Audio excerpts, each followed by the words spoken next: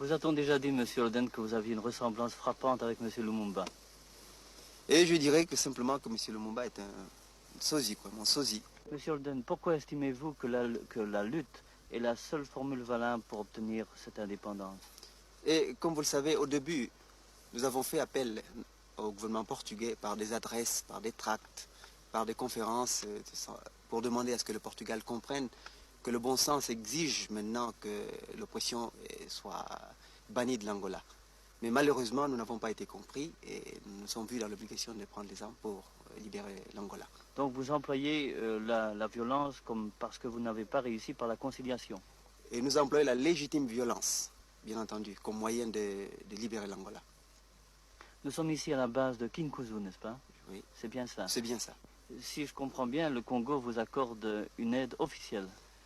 Et je vous assure que depuis que la lutte a débuté, le peuple frère du Congo, malgré ses propres difficultés, ne nous a pas ménagé son aide, son apport. Et actuellement, le Congo est un des pays qui nous accorde le plus d'aide dans notre lutte contre le régime colonialiste portugais.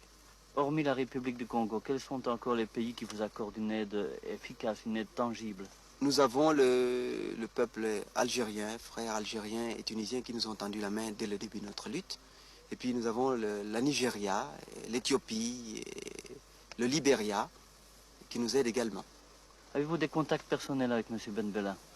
Et ma première rencontre avec le président Benbella, ce fut en Tunisie, peu avant la crise algérienne.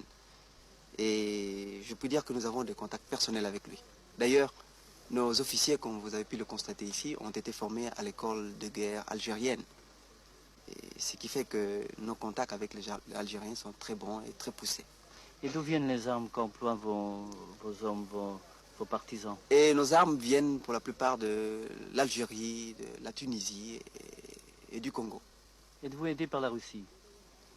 Et jusqu'à présent, nous n'avons pas encore fait appel à des pays en dehors de l'Afrique. Et toute l'aide que nous avons bénéficiant à l'heure actuelle provient de l'Afrique.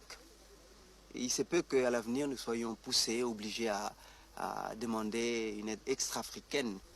Mais actuellement, la question ne se pose pas. Et toutes les populations, toutes les tribus de l'Angola nous soutiennent dans notre lutte. Et ils savent que, comme nous d'ailleurs, que la seule possibilité qui nous reste de libérer l'Angola, c'est par la violence légitime.